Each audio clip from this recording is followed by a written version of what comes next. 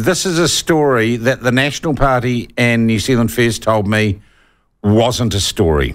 And we covered this some months ago, this issue on the platform, and it was the instructions or the policies of Sport New Zealand, run by Raelene Castles. Its policy as regards the inclusion or the treatment of blokes who pretend they're women, otherwise known as transgender people, in sport, in community-level sport, right, which is basically all sport in New Zealand.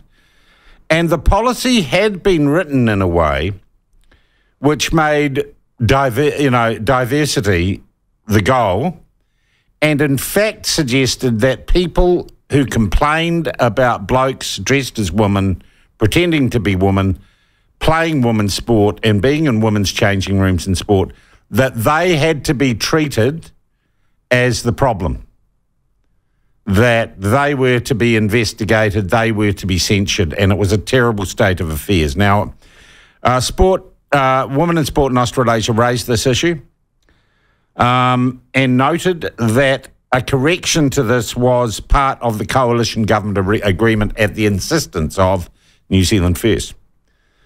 We got Winston Peters on and he went into bat hard on it. He said, yeah, this is just bloody ridiculous and it needs to change. And we said, well, at present, here's what the policy is. He was really hard and we tried to get to Chris Bishop on it. They said it's not an issue, there's no problem. But clearly Sport New Zealand was in breach of the coalition agreement. I actually got, and I'll just tell you a little hint behind the scenes, I got a very hard time from National Party public relations people and from New Zealand First. I got told there was no story here. We published it. We said this appears to be the first major bust-up between the coalition partners over a part of the coalition agreement. I was told to mind my own business, to go away, nothing to see here. But I knew we were right. And what do you know, yesterday Chris Bishop has released new guidelines and announced a rewrite of that policy by Sport New Zealand.